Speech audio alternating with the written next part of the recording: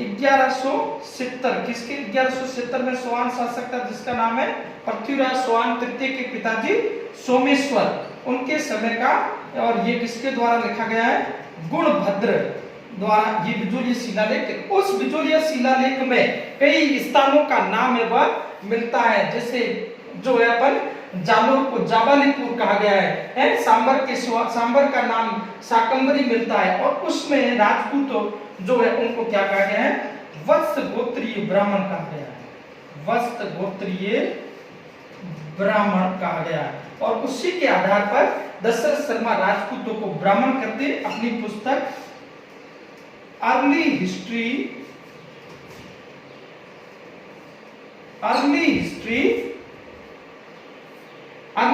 Rajasthan, early history dynastic of Rajasthan में इस को क्या कहते हैं ये वत्स गोत्रीय ब्राह्मण कहते हैं। अब ये आपके राजपूतों और अंतिम रूप से सबसे निष्कर्ष में राजपूत एवं मिश्रित उत्पत्ति का सिद्धांत माना जाता है। ये राजपूतों की उत्पत्ति से संबंधित प्रमुख रूप से सिद्धांत। अब अपन देखते हैं आगे जो चार वंश उनमें सबसे पहले अपन देखते हैं गुर्जर प्रतिहार वंश, गुर्जर प्रतिहार वंश, गुर्जर प्रतिहार वंश। गुर्जर प्रतिहार वंश के बारे में सबसे पहले जानकारी वह छठी शताब्दी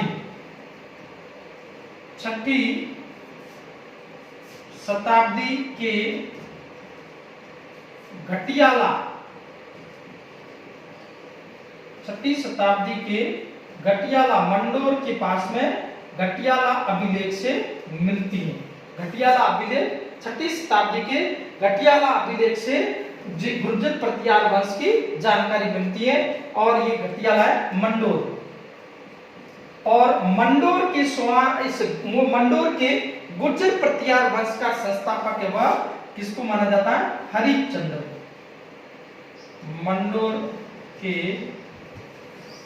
गुर्जर प्रतिहार वंश का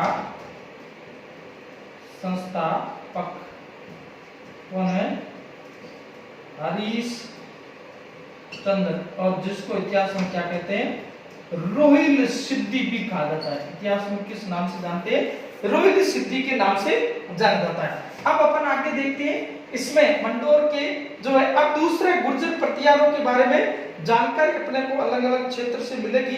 तो उसमें अपन देखते हैं गुर्जर प्रतिहार जो है इसके बारे में अपन देखते हैं गुर्जर प्रतिहार मंडोर के कौन से घटियाला। अब अपन आगे देखते हैं गुर्जर प्रतिहार है वह जाति के रूप में सबसे पहला उल्लेख, जाति के रूप में सबसे पहला उल्लेख वह कहां पर मिलता है ऐहोल प्रशस्ति में। कौन सी है ऐहोल प्रशस्ति। ऐहोल प्रशस्ति किसकी है चालुक्य शासक पुलकेशिन द्वितीय की ऐहोल प्रशस्ति में गुर्जरों का एक जाति के रूप में उल्लेख मिलता है और इसकी रचना वह किसने की थी रवि कीर्ति ने की थी। किसने की थी रवि कीर्ति ने इसकी रचना की थी। तो जाति के रूप में यहाँ उल्लेख मिलता है। अब उसके बाद में मुहणोत नैनसी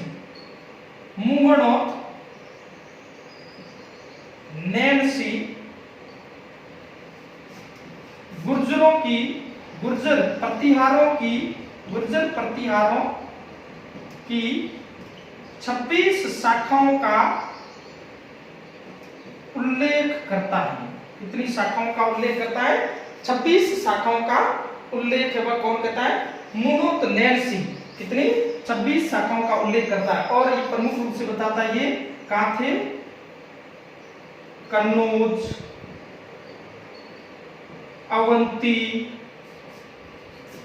भरूच, उसके बाद में ये जालोर, मंडोर या गुर्जर प्रतिहार वंश के शासक है। अभिलेख राजौरगढ़ में भी इनकी जानकारी मिलती। तो अपने ये गुर्जरों के बारे में जानकारी कहां से मिलती है। अब अपन आगे देखते हैं गुर्जर प्रतिहार वंश का जो सबसे महत्वपूर्ण शासक है, संस्थापक है, वो किसको माना जाता है? नागभट्ट प्रथम। गुर्जर पटियार वंश का संस्थापक किसे माना जाता है? नागभट्ट प्रथम। नागभट्ट प्रथम। नागभट्ट प्रथम है। नागभट्ट प्रथम को प्रतिहार वंश का संस्थापक माना जाता है। नागभट्ट प्रथम है, ये गुर्जर प्रतिहार वंश का संस्थापक था। अब दूसरा है ये नागभट्ट प्रथम को, नागभट्ट प्रथम को ग्वालियर अभिलेख में मलेशों का नाशक कहा गया। मलेशों का नाशक तथा गरीबों की सेवा करने के कारण नारायण दी कहा गया। तो ये ऐसा पूछ सकते हैं कि किस अभिलेख में नागभट्ट प्रथम को नारायण की उपाधि से विभूषित किया गया? मलेश राक्षसों का नाशक है, वह कौन से अभिलेख है? ग्वालियर अभिलेख में ऐसा। इसके बाद में शासक है, वह कौन बनता है? कुश देवराज और वत्सराज। ये दोनों निर्बल शासक थे। उसके बाद में शासक बनता है वत्सराज। तो ये सब इसका स्क्रीनशॉट आप ले सकते हो। अब आगे अपन देखते हैं वत्सराज के बारे में।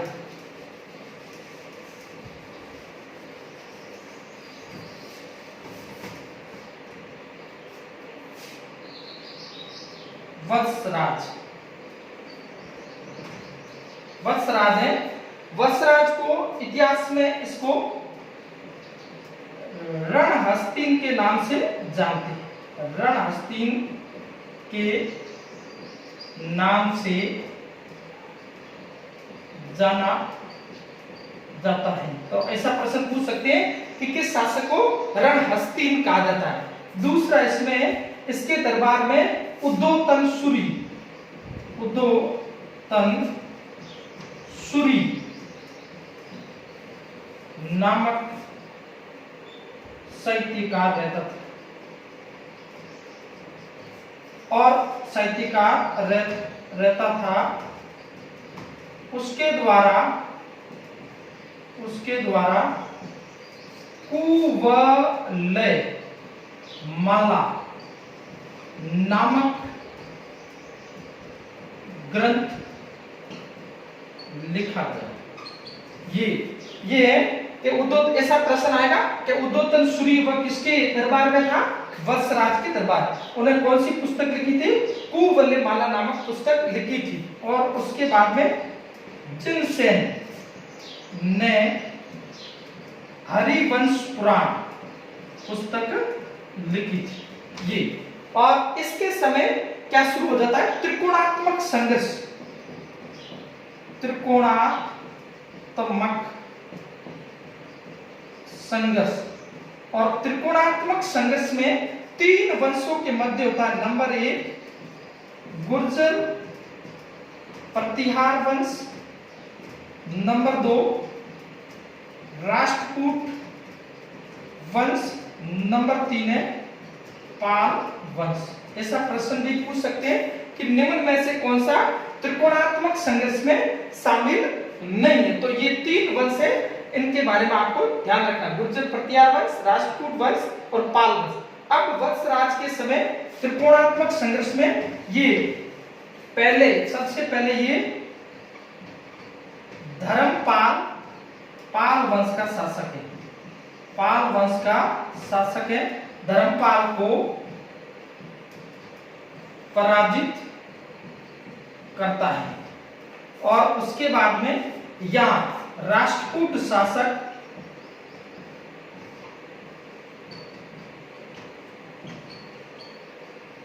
ध्रुव किसको पराजित कर, राष्ट्रकूट शासक ध्रुव वत्सराज को पराजित करता है। ये वत्सराज को क्या कर देता है, पराजित कर देता है। पहले पाल वंश का शासक धर्मपाल को पराजित करता है कौन, वत्सराज। उसके बाद में राष्ट्रकूट शासक ध्रुव किसको पराजित करता है, वत्सराज को पराजित करता है। और वापस क्या करता है, धर्मपाल वत्सराज को पराजित करता है। ये इस प्रकार से धर्मपाल वत्सराज को पराजित करता है। इस प्रकार ये संघर्ष होता है। अब आगे अपन देखते हैं इसके बाद में शासक कौन बनता है, नागभट्ट द्वितीय। वत्सराज को इतिहास में किस नाम से जानते हैं, रणहस्ती के नाम से जाना जाता है। इसके दरबार में कौन रहता था, इसके दरबार में उदोतनसूरी जिनसेन। उदोतनसूरी ने कौन सा ग्रंथ लिखा, कुवलयमाला, और जिनसेन ने हरिवंश पुराण। और त्रिकोणात्मक संघर्ष में भाग लेता पाल शासक धर्मपाल, और उसके बाद में राष्ट्रकूट शासक बताए ध्रुव। ये अब अपन देखते हैं आगे शासक कौन बनता है, नागभट्ट द्वितीय। नागभट्ट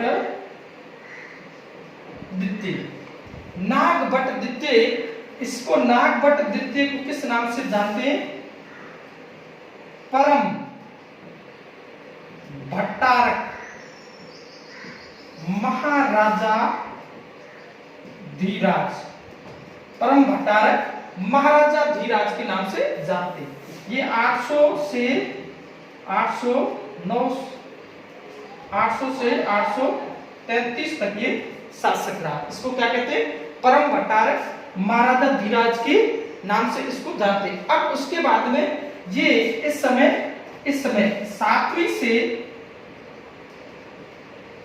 7वीं से 12वीं शताब्दी तक राजाओं की तुलना में भट्टारक सामंत ज्यादा शक्तिशाली हो गए। इसलिए इस युग को क्या कहते हैं, सामंतवाद की युग के नाम से जाना जाता है। इस युग को क्या कहते हैं, सामंतवाद का युग भी कहा जाता है। सामंतवाद का युग किस युग को कहते हैं, 7वीं से 12वीं शताब्दी तक राजाओं की तुलना में भट्टारक सामंत को ज्यादा शक्तिशाली थे, इसलिए इस युग को क्या कहते हैं, सामंतवाद के युग के नाम से जानते हैं। अब आगे अपन देखते हैं ये मुंगेर के युद्ध में किसको पराजित करता है। मुंगेर के युद्ध में ये नागभट्ट है वह किसको पराजित करता है, धर्मपाल को पराजित करता है। मुंगेर के युद्ध में नागभट्ट द्वितीय द्वारा धर्मपाल को पराजित किया जाता है। मुंगेर के युद्ध में नागभट्ट द्वितीय व धर्मपाल को पराजित कर देता है। तो किसके मध्य ऐसा भी पूछ सकते हैं, नागभट्ट द्वितीय और धर्मपाल के मध्य। और उसके बाद में राष्ट्रकूट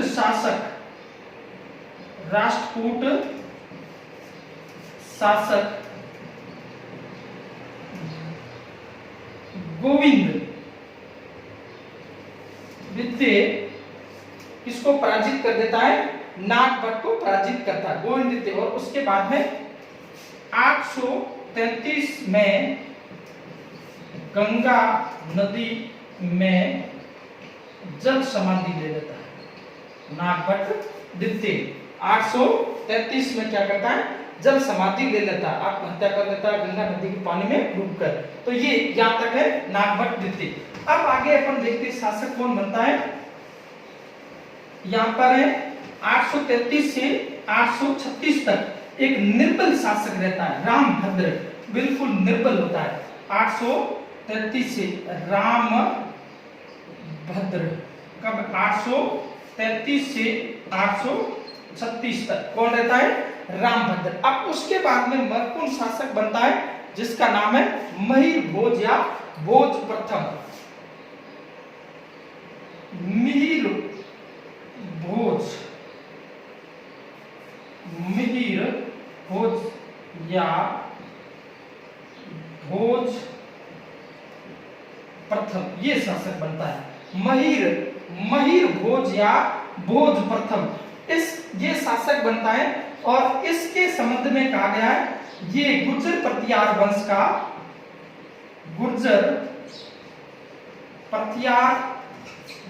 का सबसे शक्तिशाली शासक माना जाता है। गुर्जर प्रतिहार वंश का सबसे शक्तिशाली शासक इसको मानते हैं और इसको है ग्वालियर अभिलेख में इसकी आदिवरा उपाधि मिलती है, आदिवरा। और उसके बाद में दौलतपुर लेख में इसे प्रभास कहा गया है, प्रभास की उपाधि वह क्या मिलती है? दौलतपुर लेख में इसकी उपाधि क्या मिलती है? प्रभास मिलती है। और ग्वालियर अभिलेख में इसकी उपाधि आदिवरा मिलती है। अब ये गुर्जर प्रतिहार वंश है। इसके समय एक मुसलमान यात्री आता है सुलेमान नबी, पुस्तक का नाम, इसकी पुस्तक है सिलसिला उल तवारिक। इसमें इसने पुस्तक लिखी जिसका नाम है सिलसिला उल तवारिक। उसमें ये इस महिर भोज या भोज को इस्लाम का सबसे शत्रु मानता है।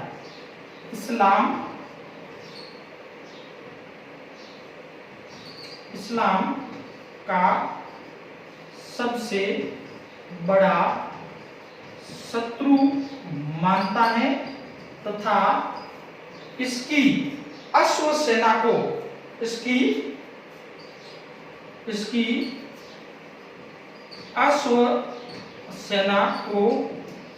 सबसे बड़ी बताता है। विश्व में सबसे बड़ी इसकी क्या थी? अश्व सेना थी। और इसके बाद में इसके पहुपा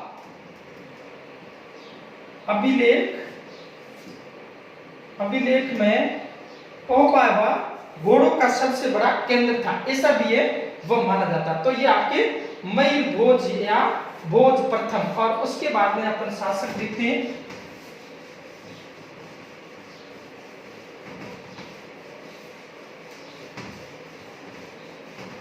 उसके बाद में शासक बनता है वह है महेंद्रपाल प्रथम भोज द्वितीय। और उसके बाद में शासक बनेगा आपके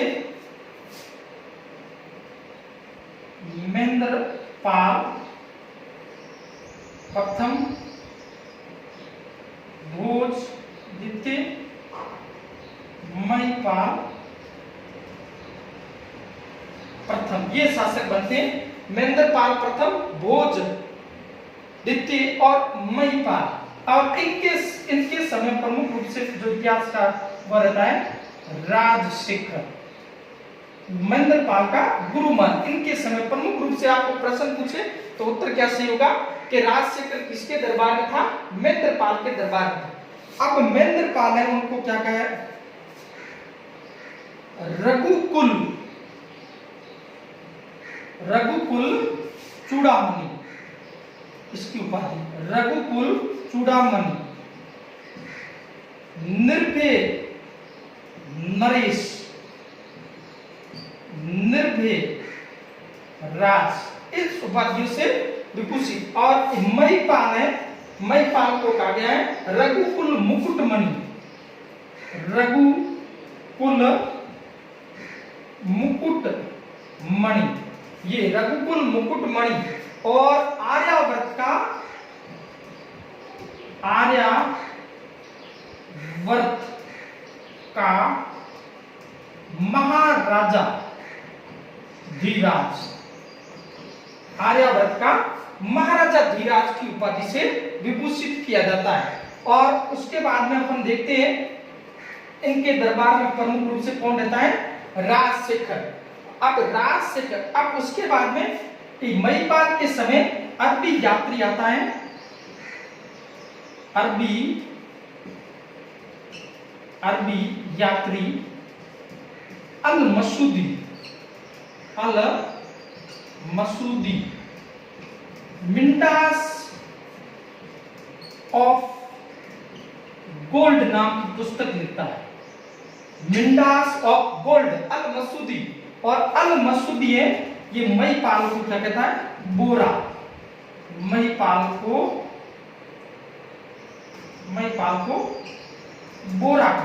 बोरा नाम से संबोधित करता है। तो ये महिपाल को बोरा कौन कहता है, अरबी यात्री अल मसूदी महिपाल के समय आता है। अब अपन देखते हैं राजशेखर संस्कृत का बहुत बड़ा विद्वान था, महेंद्रपाल प्रथम के दरबार में रहता था और इसके द्वारा, राजशेखर के द्वारा विदसाल भंजी का, बाल रामायण, भुवन कोश, कर्पूर मंजरी जैसे ग्रंथ लिखे गए। तो कौन कौन से ग्रंथ लिखे,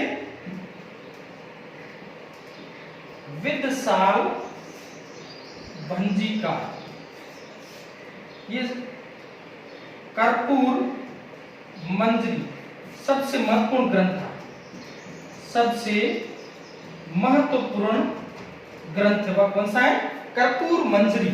नंबर 3 बाल रामायण। नंबर 4 भुवन कोश, विदसाल भंजी का, बाल रामायण, कर्पूर मंजरी, भुवन कोश जैसे ग्रंथ लिखने वाला राजशेखर वह या संस्कृत का बहुत बड़ा विद्वान माना जाता। और ऐसा भी कहा जाता है, राजशेखर ने ये कहा था कि शिक्षा पूर्ण हो जाती उसके बाद में भारत भ्रमण होना चाहिए। तो ऐसा किसके द्वारा कहा गया, राजशेखर के द्वारा कहा गया। बाल भारत भी इनके द्वारा लिखी गई। ये पुस्तकें इनके द्वारा लिखी गई, विदसाल भंजी का, कर्पूर मंजरी, बाल रामायण, भुवन कोश, बाल भारत जैसे ग्रंथ है वह किसके द्वारा लिखे गए, राजशेखर के द्वारा लिखे गए। अब आगे अपन देखते हैं यहाँ शासक होंगे, बिल्कुल वह निर्बल शासक होते, जिसमें अपन देखते हैं महेंद्रपाल, द्वितीय, देवपाल, विनायकपाल, महिपाल द्वितीय, और उसके बाद में विजयपाल।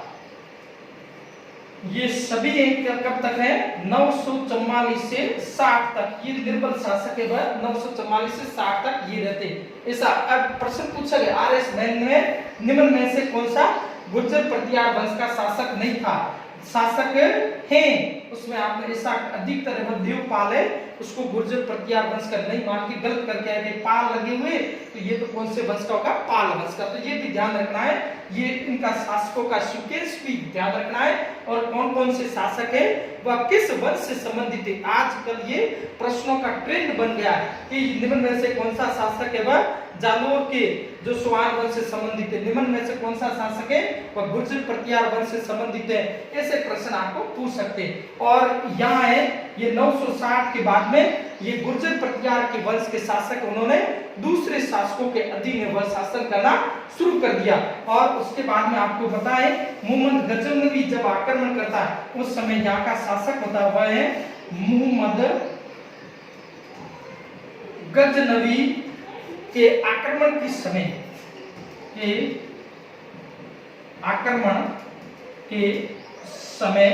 यहाँ का शासक होता हुआ राज्यपाल है वह यहाँ का शासक होता है। और वह क्या करता है, इसके आक्रमण का सामना नहीं करता और भाग जाता है। उसके बाद में संदेल शासक विद्याधर उसकी क्या कर देता है, हत्या कर देता है। विद्याधर एवं किसकी हत्या करता है? राज्यपाल की हत्या करता है। और उसके बाद में शासक बनता है त्रिलोकचंद पाल। और उसके बाद अंतिम शासक गुर्जर प्रतिहार वंश का अंतिम शासक वह कौन होता है? यक्षपाल। ये गुर्जर प्रतिहार वंश का अंतिम शासक है। और इसकी एक शाखाओं का उल्लेख गुर्जर प्रतिहार के राजोगढ़ अलवर, वहां पर भी इसकी गुर्जर प्रतिहार वंश की शाखाओं के बारे में उल्लेख मिले। तो ये आपके गुर्जर प्रतिहार वंश के बारे में कुछ जानकारी थी, वो आपको प्राप्त हुई। अब इससे आगे वाला अपन कल पढ़ेंगे, तो जितना आप पढ़ाए उसको अच्छी तरह से पढ़ोगे, उसके बाद में अपन आज इतना ही पढ़ेंगे।